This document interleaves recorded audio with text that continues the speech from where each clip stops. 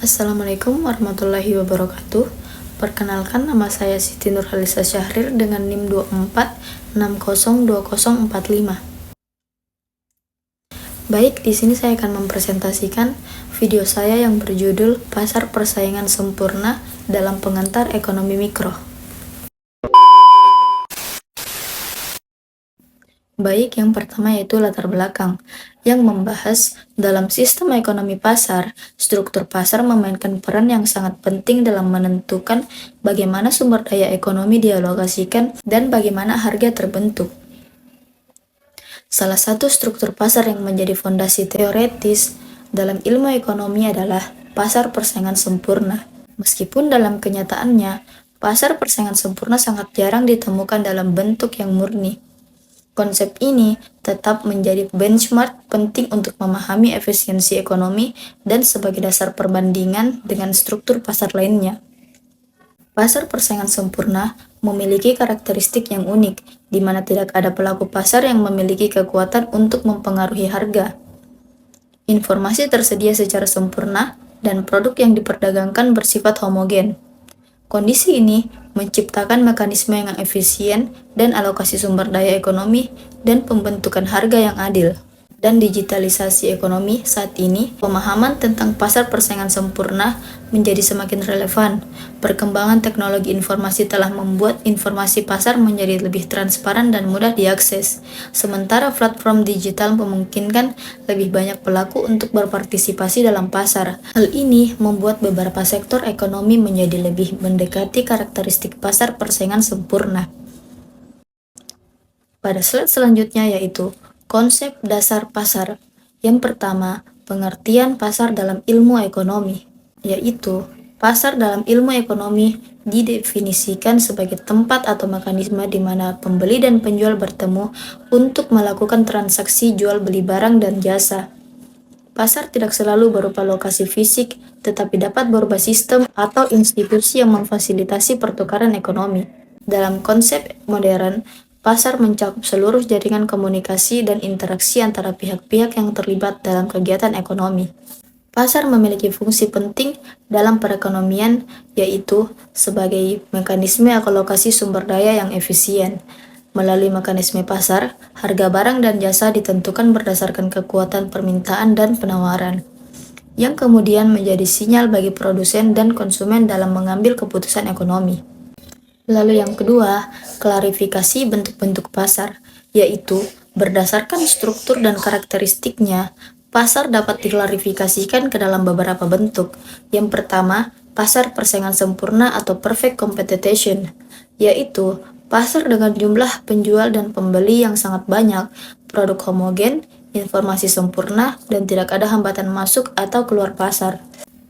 Lalu yang kedua, pasar monopoli, yaitu pasar yang dikuasai oleh satu penjual tunggal yang tidak memiliki pesaing langsung dan produknya tidak memiliki barang substitusi yang sempurna. Lalu yang ketiga, pasar oligopoli, yaitu pasar yang dikuasai oleh beberapa perusahaan besar yang saling berinteraksi strategis dalam menentukan harga dan output. Yang keempat, pasar persaingan monopolistik, yaitu pasar dengan banyak penjual yang menjual produk yang berbeda tetapi memiliki substitusi yang dekat.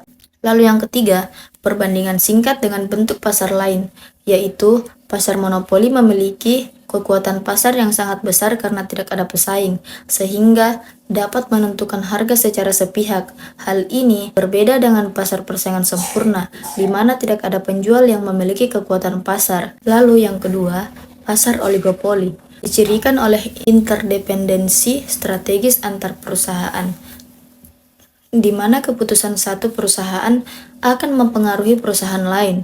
Hal ini kontras dengan pasar persaingan sempurna di mana setiap perusahaan bertindak independen. Yang ketiga, pasar monopolistik memiliki diferensiasi produk yang memungkinkan perusahaan memiliki sedikit kekuatan pasar, berbeda dengan pasar persaingan sempurna yang produknya homogen. Pada slide selanjutnya yaitu pengertian dan karakteristik pasar persaingan sempurna. Yang pertama, definisi pasar persaingan sempurna, yaitu pasar persaingan sempurna adalah struktur pasar teoritis di mana kondisi persaingan mencapai tingkat yang ideal. Dalam pasar ini, tidak ada penjual atau pembeli yang memiliki kekuatan pasar yang cukup untuk mempengaruhi harga. Harga ditentukan sepenuhnya oleh mekanisme permintaan dan penawaran pasar. Pasar persaingan sempurna merupakan model benchmark dalam teori ekonomi yang digunakan untuk menganalisis efisiensi alokasi sumber daya. Meskipun dalam kenyataannya, pasar persaingan sempurna sulit ditemukan, model ini sangat berguna untuk memahami prinsip-prinsip dasar ekonomi pasar. Yang kedua, ciri-ciri atau karakteristik utama, yaitu pada pasar persaingan sempurna memiliki jumlah penjual dan pembeli yang sangat banyak, sehingga tidak ada satu pihak pun yang dapat mempengaruhi harga pasar secara signifikan. Setiap penjual hanya menyumbang bagian yang sangat kecil dari total penawaran pasar, demikian pula setiap pembeli hanya menyumbang bagian kecil dari total permintaan. Kondisi ini memastikan bahwa pasar tetap kompetitif dan tidak ada yang dapat melakukan manipulasi harga. Ketika ada penjual yang mencoba menaikkan harga di atas harga pasar, konsumen akan beralih ke penjual lain yang menawarkan harga lebih rendah. Yang kedua, produk homogen. Setiap produk yang dijual dalam pasar persaingan sempurna adalah identik atau homogen. Artinya, konsumen tidak dapat membedakan produk dari satu penjual dengan penjual lainnya, dari segi kualitas, kemasan, atau karakteristik lainnya. Produk benar-benar dapat saling menggantikan secara sempurna. Homogenitas produk ini memastikan bahwa konsumen akan memilih penjual berdasarkan harga semata, bukan berdasarkan preferensi merek atau kualitas. Hal ini memperkuat kompetisi harga dalam pasar. Selanjutnya, informasi sempurna, yaitu semua pelaku pasar memiliki akses informasi yang lengkap dan akurat mengenai harga, kualitas produk, dan kondisi pasar. Tidak ada informasi yang disembunyikan atau tidak diketahui oleh pihak manapun. Informasi ini tersedia secara gratis dan dapat diakses oleh semua pihak. Informasi sempurna memungkinkan konsumen dan produsen membuat keputusan yang rasional dan optimal. Konsumen dapat membandingkan harga dari berbagai penjual, sedangkan produsen dapat mengetahui kondisi pasar secara real-time. Selanjutnya, tidak ada hambatan keluar masuk pasar, yaitu tidak ada hambatan atau rintangan bagi perusahaan untuk masuk ke dalam pasar atau keluar dari pasar. Perusahaan baru dapat dengan mudah masuk ke pasar ketika melihat peluang keuntungan, dan perusahaan yang mengalami kerugian dapat keluar dari pasar tanpa kesulitan. Kondisi ini memastikan bahwa keuntungan ekonomi jangka panjang akan selalu menuju ke tingkat normal, karena masuknya perusahaan baru akan mengurangi keuntungan yang berlebihan, sedangkan keluarnya perusahaan yang merugi akan mengurangi kerugian industri. Lalu, harga sebagai penentu atau price taker, yaitu setiap perusahaan dalam pasar persaingan sempurna adalah price taker. Artinya, mereka menerima harga yang ditentukan oleh pasar dan tidak dapat mempengaruhinya. Perusahaan hanya dapat menentukan jumlah output yang akan diproduksi berdasarkan harga pasar yang ada. Karena bersifat price taker, kurva permintaan yang dihadapi setiap perusahaan adalah horizontal atau elastis sempurna pada tingkat harga pasar. Jika perusahaan mencoba menjual di atas harga pasar, tidak akan ada yang membeli produknya. Pada slide selanjutnya yaitu mekanisme penentuan harga dan output. Yang pertama, perilaku produsen dan konsumen, yaitu perilaku produsen. Produsen dalam pasar persaingan sempurna bertujuan memaksimalkan keuntungan dengan memproduksi output pada tingkat di mana marginal revenue atau MR sama dengan marginal cost atau MC. Karena harga adalah given, maka MR sama dengan price untuk setiap unit yang dijual.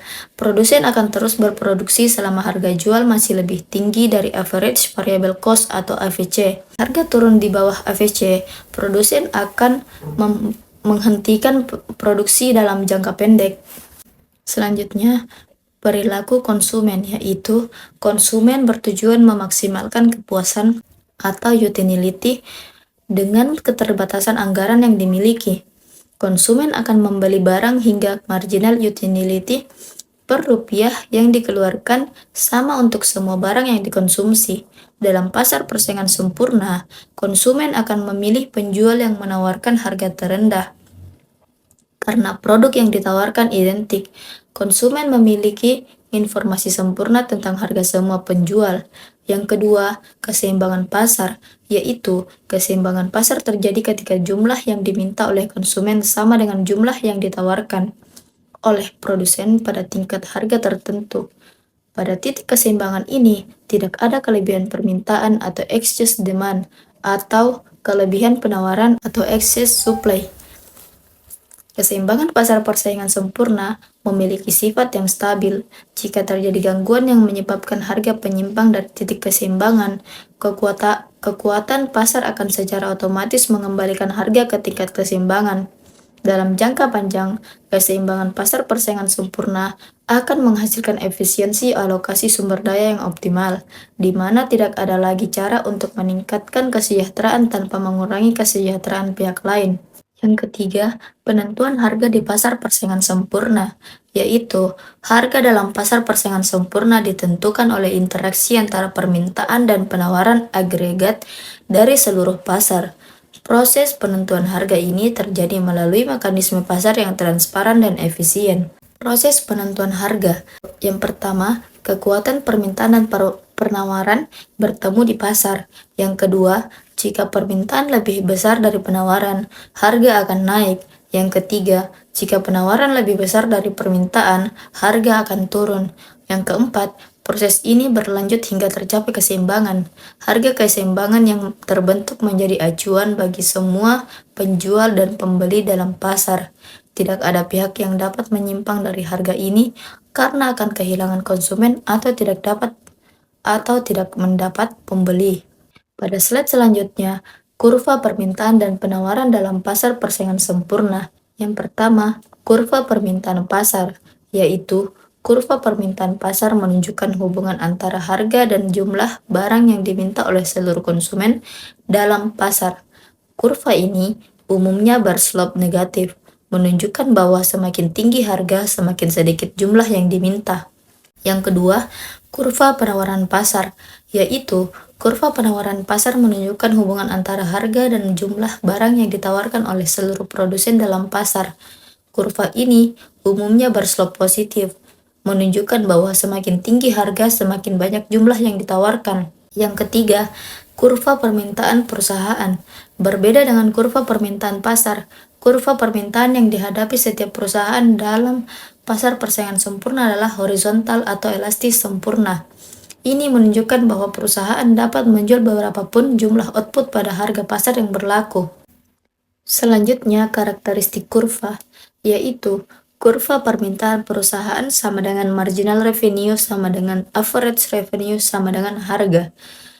Lalu, titik potong kurva permintaan dan penawaran pasar menentukan harga keseimbangan.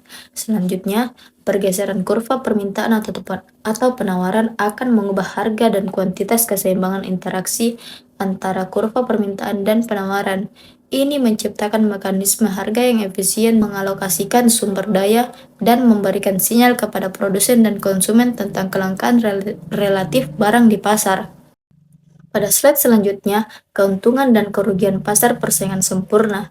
Yang pertama, kelebihan atau efisiensi alokatif dan produktif, yaitu efisiensi alokatif.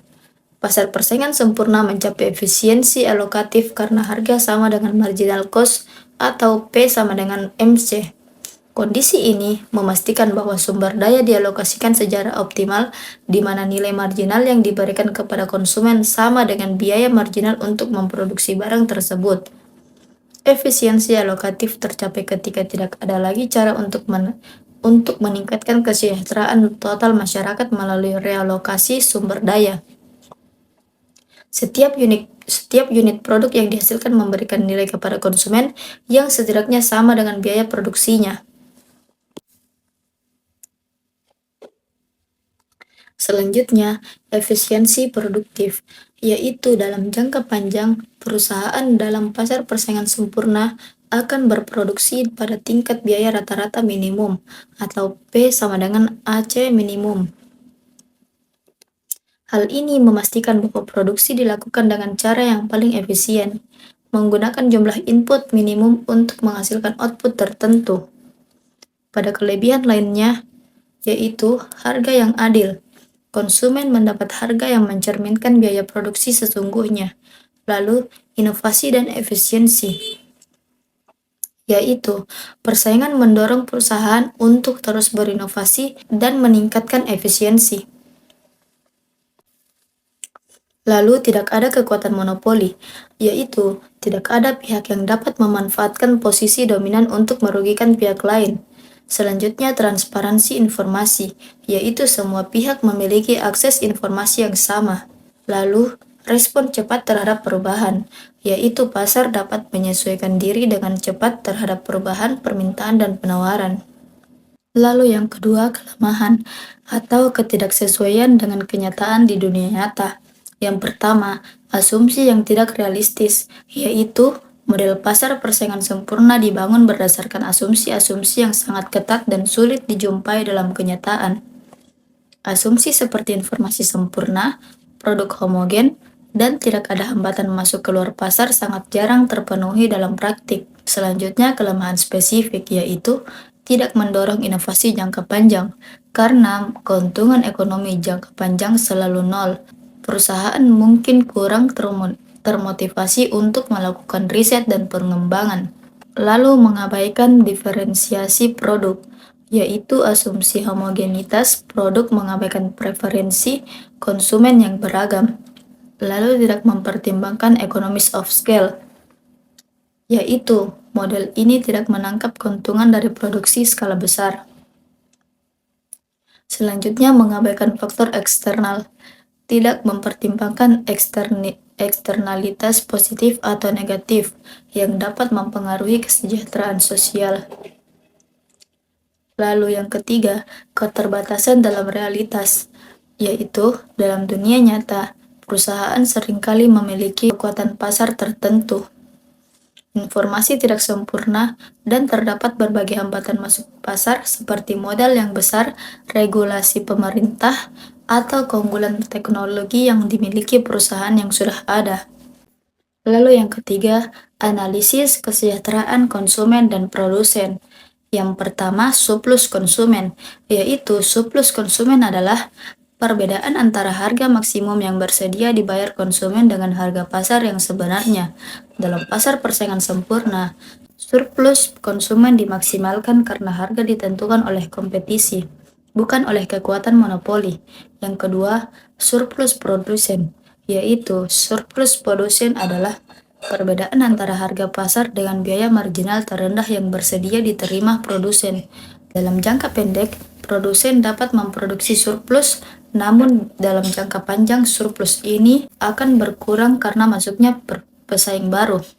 Yang ketiga, kesejahteraan sosial total, yaitu jumlah surplus konsumen dan surplus produsen menghasilkan kesejahteraan sosial total yang maksimal. Pasar persaingan sempurna menghasilkan tingkat kesejahteraan sosial yang optimal karena tidak ada dead wage loss yang terjadi.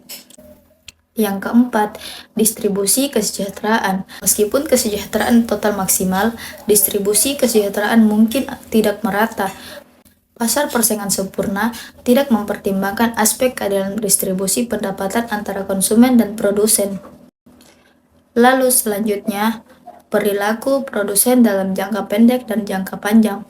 Yang pertama, kurva biaya dan pendapatan. Yang pertama, total cost atau TC. TC sama dengan FC ditambah VC, di mana FC adalah fixed cost dan VC adalah variable cost. Selanjutnya, average cost atau AC, yaitu AC sama dengan TC per Q, mencerminkan biaya per unit produk. Yang selanjutnya, marginal cost atau MC, yaitu MC sama dengan TC per Q, biaya variabel tambahan untuk memproduksi satu unit tambahan. Selanjutnya, average variable cost atau AVC, yaitu AVC sama dengan VC per Q, biaya variabel per unit. Selanjutnya, kurva pendapatan, yaitu total revenue atau TR. TR sama dengan P dikali Q. di mana P adalah harga dan Q adalah kuantitas. Selanjutnya average revenue atau AR. AR sama dengan TR per Q. P sama dengan harga pasar. Lalu marginal revenue atau MR. MR sama dengan TR per Q sama dengan P karena harga konstan. Selanjutnya hubungan kurva, yaitu dalam pasar persaingan sempurna, kurva permintaan perusahaan AR dan MR adalah identik dan horizontal pada tingkat harga pasar.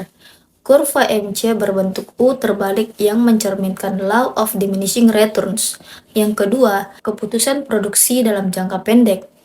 Yang pertama, kondisi maksimisasi keuntungan, yaitu perusahaan akan memaksimalkan keuntungan dengan memproduksi pada tingkat output di mana MR sama dengan MC. Dalam pasar persaingan sempurna, ini berarti P sama dengan MC. Yang kedua, analisis keuntungan. Keuntungan ekonomi yaitu profit sama dengan TR dikurang TC sama dengan P dikurang AC dikali Q. Jika P lebih besar dari AC, perusahaan memperoleh keuntungan ekonomi positif. Jika P sama dengan AC, yaitu perusahaan memperoleh keuntungan normal atau break even. Jika P lebih kecil dari AC, tetapi P lebih besar dari AVC, perusahaan mengalami kerugian tetapi tetap berproduksi. Jika P lebih kecil dari AVC, perusahaan akan menghentikan produksi atau shutdown point. Selanjutnya, kurva penawaran jangka pendek, yaitu kurva penawaran perusahaan dalam jangka pendek adalah bagian dari kurva MC yang berada di atas kurva AVC.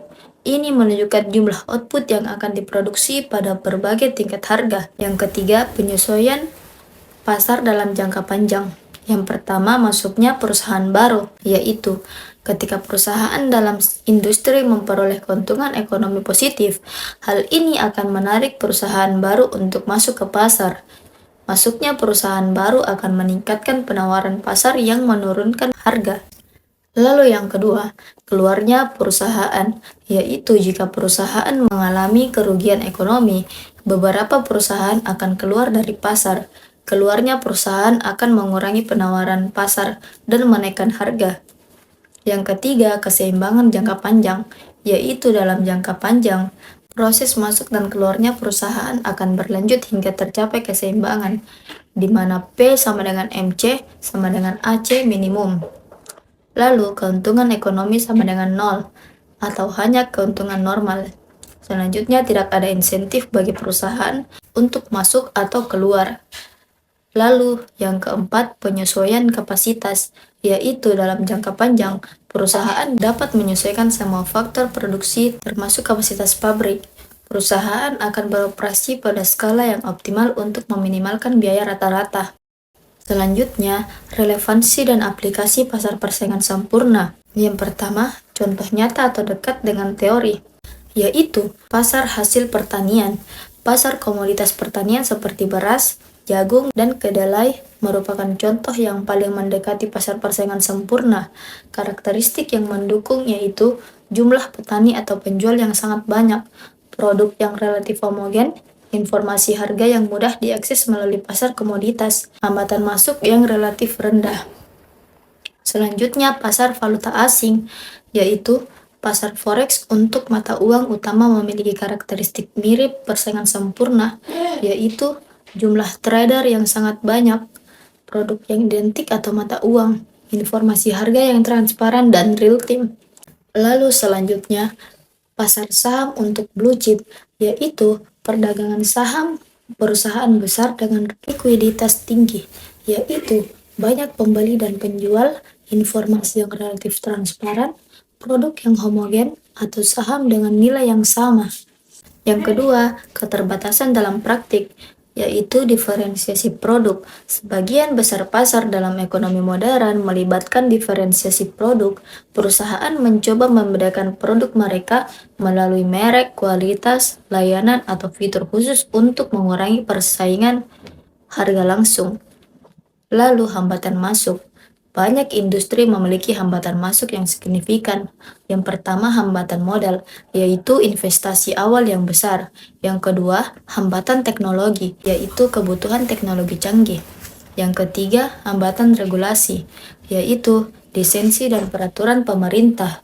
Yang keempat, hambatan strategis, yaitu kontrol atas sumber daya atau saluran distribusi. Selanjutnya, informasi tidak sempurna. Dalam praktik, informasi seringkali tidak sempurna dan tidak merata, yaitu asimetri informasi antara penjual dan pembeli, biaya untuk memperoleh informasi, informasi yang berubah dengan cepat. Selanjutnya, kekuatan pasar, yaitu banyak perusahaan memiliki tingkat kekuatan pasar tertentu yang memungkinkan mereka mempengaruhi harga. Banyak dalam pasar yang tampak kompetitif. Yang ketiga, implikasi kebijakan ekonomi, yaitu kebijakan persaingan. Pemerintah dapat menggunakan model pasar persaingan sempurna sebagai benchmark untuk mengevaluasi tingkat kompetisi dalam suatu industri. Kebijakan anti monopoli dirancang untuk mencegah praktik yang mengurangi persaingan. Selanjutnya, regulasi pasar.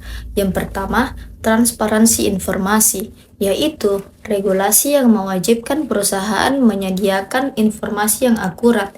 Yang kedua, standarisasi produk, yaitu regulasi untuk memastikan kualitas dan keselamatan produk. Yang ketiga, perlindungan konsumen, yaitu hukum yang melindungi konsumen dari praktik perdagangan yang tidak fair. Selanjutnya, kebijakan deregulasi, yaitu pemerintah dapat mengurangi hambatan masuk melalui deregulasi untuk meningkatkan persaingan dan efisiensi pasar. Contohnya, liberalisasi sektor telekomunikasi dan transportasi. Lalu, kebijakan fiskal dan moneter, yaitu pemahaman tentang pasar persaingan sempurna, membantu pemerintah dalam merancang kebijakan fiskal dan moneter yang efektif, misalnya dalam mengevaluasi dampak pajak atau subsidi terhadap efisiensi pasar.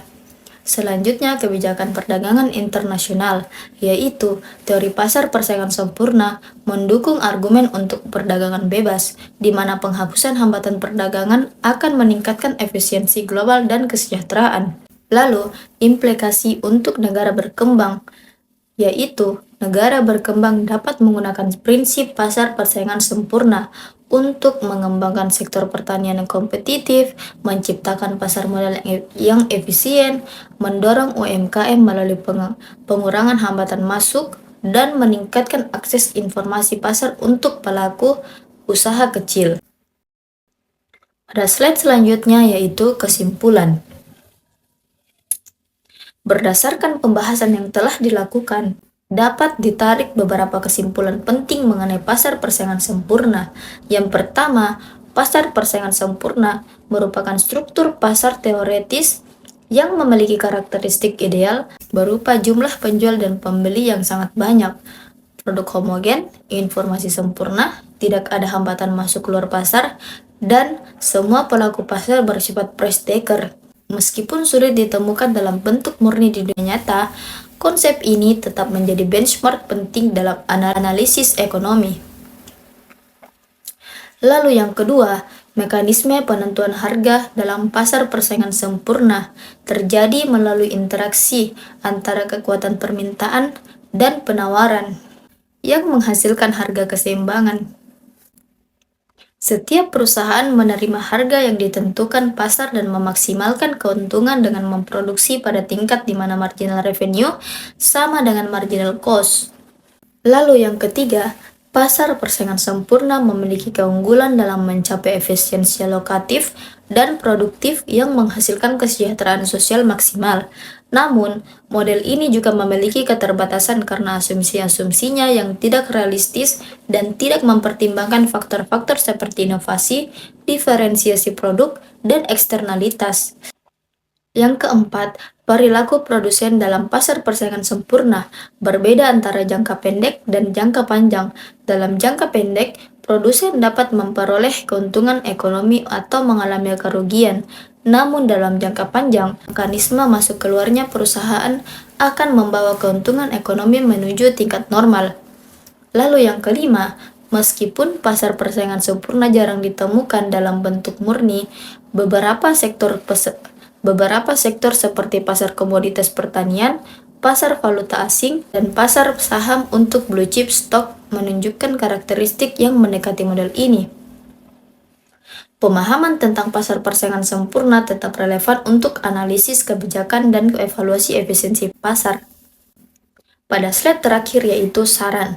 Berdasarkan hasil pembahasan, beberapa saran yang dapat diberikan adalah yang pertama, untuk akademisi, perlu dilakukan penelitian lebih lanjut tentang sektor-sektor ekonomi yang semakin mendekati karakteristik pasar persaingan sempurna akibat perkembangan teknologi digital. Yang kedua, untuk membuat kebijakan, yaitu menggunakan prinsip-prinsip pasar persaingan sempurna sebagai acuan dalam merancang kebijakan yang mendorong persaingan sehat dan mengurangi hambatan masuk pasar. Yang ketiga, untuk pelaku usaha, yaitu memahami dinamika pasar persaingan sempurna dapat membantu dalam mengambil keputusan strategis dan memanfaatkan teknologi informasi untuk meningkatkan efisiensi operasional. Yang keempat, untuk pengembangan ilmu ekonomi, yaitu perlu integrasi antara teori pasar persaingan sempurna dengan konsep ekonomi behavioral dan ekonomi digital untuk mengakomodasi kompleksitas pasar modern. Baik, sekian dari video presentasi saya. Apabila ada kesalahan, mohon dimaafkan. Wabillahi taufiq wal hidayah. Wassalamualaikum warahmatullahi wabarakatuh.